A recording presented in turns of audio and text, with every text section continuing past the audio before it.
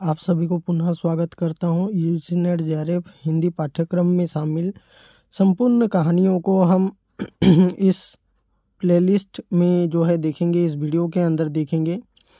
हम जान चुके हैं कि कहानियों के अंदर कितना सारा जो है क्वेश्चन आता है हमारे हिंदी साहित्य के इतिहास के अंदर। तो हम इस अनुक्रमिका के तहत जितने भी जो है कहानियाँ लगे हैं, चंद्रदेव से मेरी बातें, दूसरा है दुल्हाई वाली, एक टोकरी भर मिट्टी, कानों में कंगना, राजा नीरबंसिया, पीता और परिंदे।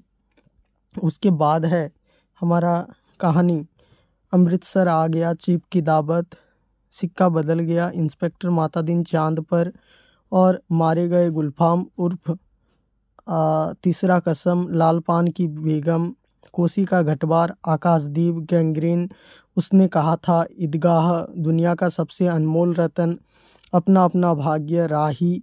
इस तरह से हमारे कहानी संग्रह यूजीसी नेट जेआरएफ के अंदर जितनी भी कहानियाँ लगे हैं, आपको इस चैनल के अंदर उसका संपूर्ण टेक्स्ट जो है वाचन करते हुए आपको मिलूँगा।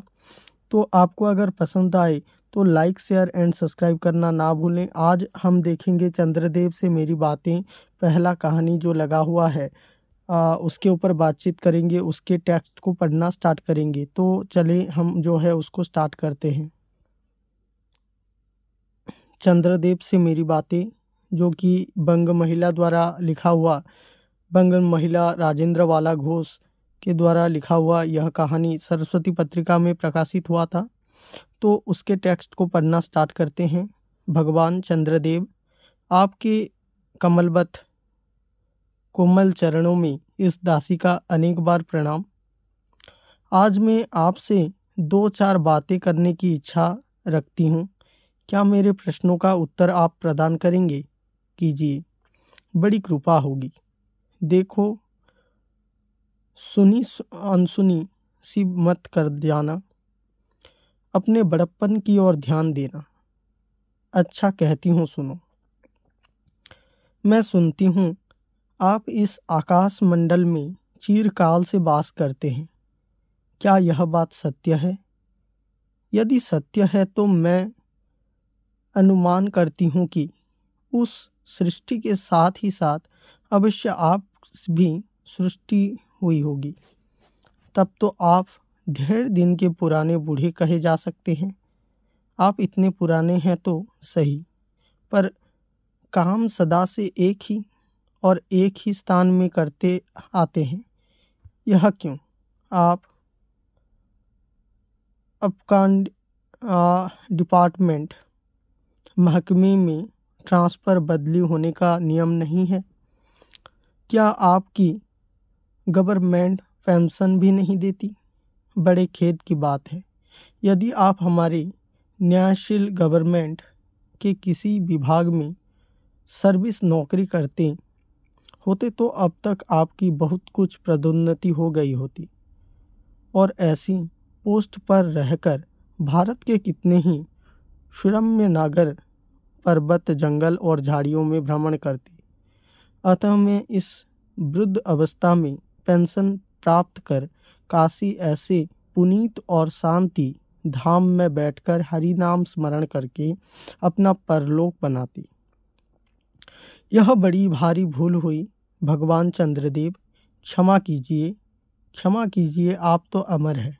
आपको मृत्यु कहाँ, तब परलोक बनाना कैसा? और हो, देवता भी अपनी जाति के कैसे पक्षपाती होते हैं। देखो ना, चंद्रदेव को अमृत देकर उन्होंने अमर कर दिया। तब यदि मनुष्य होकर हमारे अंग्रेज अपनी जाति वालों का पक्षपात करे तो आश्चर्य ही क्या है। अच्छा, यदि आपको अंग्रेज जाति की सेवा करना स्वीकार हो तो ऐसे एप्लीकेशन निवेदन पत्र हमारी आधुनिक भारत प्रभु लॉर्ड कर्जन के पास भेज देवे। आशा है कि वे आपके आदरपूर्वक अवश्य आह्वान करेंगे, क्योंकि आप अधम भारतवासियों के भ्रांति कृष्णांग तो है ही नहीं, जो आपको अच्छी नौकरी देने में उनकी गोरांग जाति कुपित हो उठेगी। और फिर आप तो एक सुयोग्य, कार्यदक्ष, परिश्रमी, बहुदर्शी कार्यकुशल और सरल स्वभाव महात्मा हैं। मैं विश्वास करती हूँ कि जब लॉर्ड कर्जन हमारे भारत के स्थायी भाग्य विधाता बनकर आवेंगे, तब आपको किसी कमीशन का मेंबर बन नहीं तो किसी मिशन में भर्ती करके वे अवश्य ही भेज देंगे, क्योंकि उनको कमीशन और मिशन दोनों ही अत्यंत प्रिय हैं। आपको चंद्रलोक में जो रीति और नीति सृष्टि के आदिकाल में प्रचलित थी, वही सब अब भी हैं। यहाँ तो इतना परिवर्तन हो गया है कि भूत और वर्तमान में आकाश पाताल का अंतर हो गया है। मैं अनुमान करती हूँ कि आपके नेत्रों की ज्योति भी कुछ अवश्य ही मंद ना पड़ गई होगी, क्योंकि आधुनिक भारत संतान लड़कपन से ही चश्मा धारण करने लगी है। इस कारण आप हमारे दीनहीन क्षीण प्रभ भारत को उतनी दूर से भली भांति ना देख सकते होंगे। अतएव आपसे आदर करती हूँ कि एक बार कृपा कर भारत को देख तो जाइए। यद्यपि इस बात को जानती हूँ कि आपको इतना अवकाश कहाँ, पर 8वें दिन नहीं तो महीने में एक दिन अर्थात अमावस्या को तो आपकी छुट्टी अवश्य ही रहती है। यदि आप उस दिन चाहें तो भारत भ्रमण कर जा सकते हैं। इस भ्रमण में आपको कितने ही नूतन दृश्य देखने को मिलेंगे, जिस सहसा देखकर आपकी बुद्धि जरूर चकरा जाएगी। यदि आपसे सारे हिंदुस्तान का भ्रमण शीघ्रता के कारण ना हो सके तो केवल राजधानी कलकत्ता को देख लेना तो अवश्य ही उचित है। यहाँ के कल कारखाना को देखकर आपको यह अवश्य ही कहना पड़ेगा कि यहाँ के कारीगर तो विश्वकर्मा के भी लकड़दादा निकले। यहाँ क्यों आपकी प्रिय सहयोगिनी दामिनो, जो मेघों पर आरोहण करके आनंद से अटखेलियाँ किया करती हैं, वह बिचारी भी यहाँ मनुष्य के हाथों का खिलौना हो रही हैं। भगवान निशानाथ, जिस समय आप अपनी निर्मल चंद्रिका को बटोर मेघमाला अथवा पर्वत की ओर से सिंधु के गोद में जा सकते हैं, और उस समय यही नीरद वासिनी विश्वमोहिनी सौदामिनी अपनी उज्जवल मूर्ति से आलोक प्रदान कर रात को दिन बना देती हैं। आपको देवलोक में जितने देवता हैं, उनके वाहन भी उतने हैं। किसी का गज, किसी का हंस, किसी का बैल, किसी का चूहा इत्यादि। पर यहाँ तो सारा बोझ आपकी चपला और अग्निदेव के माथे मढ़ा गया है। क्या ब्राह्मण, क्या क्षत्रिय, क्या वैश्य, क्या शूद्र, क्या चंडाल, सभी के रथों का वाहन वही हो रही है। हमारे श्वेतांग महाप्रभु गण को यहाँ पर कुछ कठिनाइयों का सामना आ पड़ा। झट उन्होंने बिजली को लापटका। बस कठिन से कठिन कार्य सहज में संपादन कर लेते हैं, और हमारे यहाँ के उच्च शिक्षा प्राप्त युवक काठ के पुतलों की भांति मुंह ताकते रह जाते हैं। जिस व्योमवासिनी विद्युत देवी को स्पर्श तक करने का किसी व्यक्ति का साहस नहीं हो सकता, वहीं आज पराये घर में आश्रित नारियों की भांति ऐसे दबाव में पड़ी हैं कि वह च्यों तक नहीं कर सकती। क्या करें, बिचारी के भाग्य में विधाता ने दासी वृत्ति ही लिखा था। हरि पदोद्भवा त्रिलोक पावनी सुरसरी के भी खोटे दिन आए हैं। वह भी अब स्थान में बंद्रग्रस्त हो रही हैं। उनके वक्षस्थल पर यहाँ तहाँ मोटे बृहदाकार खंभ गाड़ दिए गए हैं। कलकत्ता आदि को देखकर आपके देवराज सुरेंद्र भी कहेंगे कि हमारे अमरावती तो इसके आगे नीरी फीकी सी जान पड़ती है। वहाँ ईडन गार्डन तो परिजात परिशोभित नंदन कानन को भी मात दे रहा है। वहाँ के विश्वविद्यालय के विश्वश्रेष्ठ पंडित की विश्वव्याधिनी विद्या को देखकर वीणा पाणी सरस्वती देवी भी कहने लग जाएंगी कि निसंदेह इस विद्या दिग्गजों की विद्या चमत्कारिणी है।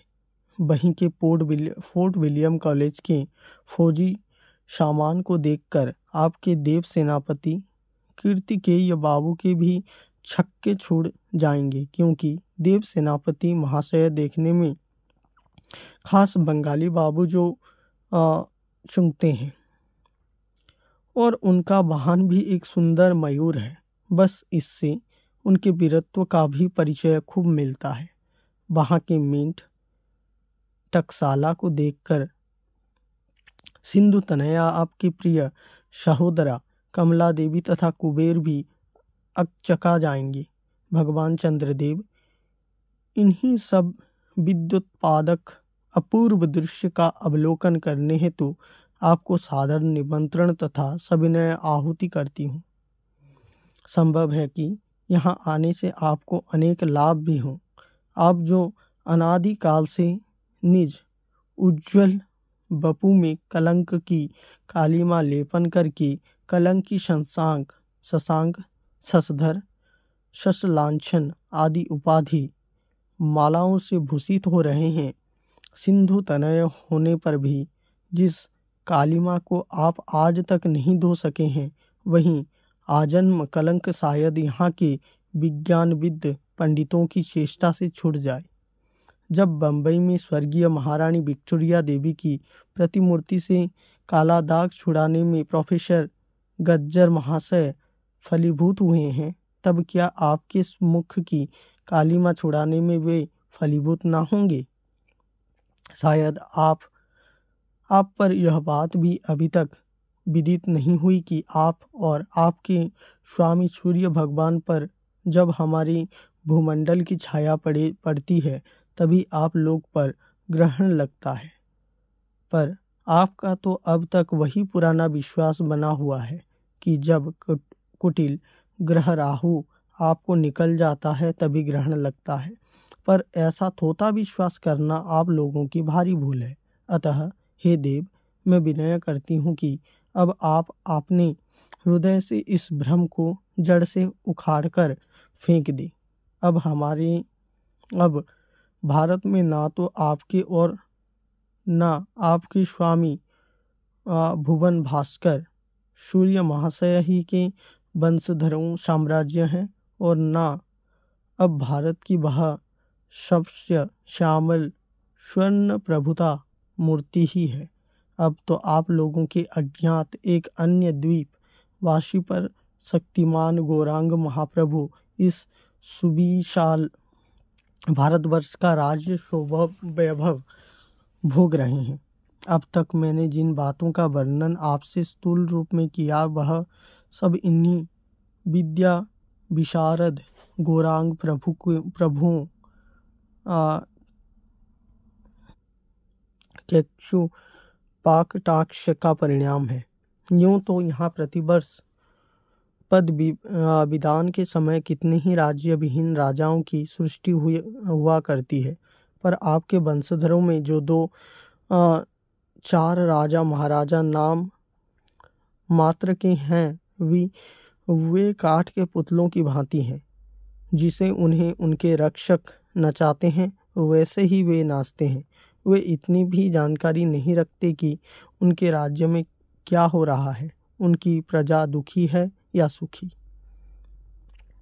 यदि आप कभी भारत भ्रमण करने को आएं तो अपने फैमिली डॉक्टर धन्वंतरी महाशय को और अपने देवताओं के चीफ जस्टिस चित्रगुप्त के साथ अवश्य लेते आएं। आशा है कि धन्वंतरी महाशय यहाँ के डॉक्टर के सन्निकट चिकित्सा संबंधी बहुत कुछ शिक्षा लाभ कर सकेंगे। यदि प्लेग महाराज ईश्वर ना करे आपके चंद्रलोक या देवलोक के घुस पड़े तो वहाँ से उनको निकालना कुछ सहज बात ना होगी। यहीं जब चिकित्सा शास्त्र के बड़े बड़े पारदर्शी उन पर विजय नहीं पा सकते, तब वहाँ आपके देवलोक में जड़ी बूटियों के प्रयोग से क्या होगा। यहाँ के इंडियन फिनल कोड की धाराओं को देखकर चित्रगुप्त महाराज अपनी यहाँ की दंड विधि को बहुत कुछ सुधार सकते हैं, और यदि बोझ ना हो तो यहाँ से वे 2-4 टाइपराइटर भी खरीद ले जाएं। जब प्लेग महाराज के अपार अनुग्रह से उनके ऑफिस में कार्य की अधिकता होवे, तब उससे उनकी राइटिंग विलिंट के राइटर्स के काम में बहुत ही सुविधा और सहायता पहुंचेगी। वे लोग 2 दिन का काम 2 घंटे में कर डालेंगे। अच्छा, अब मैं आपसे विदा होती हूँ।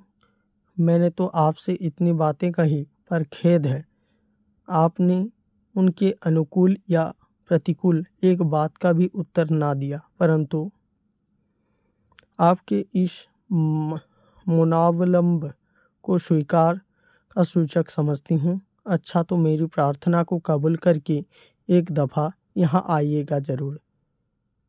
एक बंग महिला। यहाँ पे कहानी संपूर्ण होता है। आज हमने देखा चंद्रदेव से मेरी बातें। यह कहानी आपको कैसा लगा, आपको कमेंट बॉक्स में लिखना है। और ये बंग महिला द्वारा लिखा हुआ कहानी जो है आपके सामने मैं स्वर पाठन करके सुनाया। आपको अच्छा लग रहा है तो लाइक शेयर एंड कमेंट करना ना भूलें।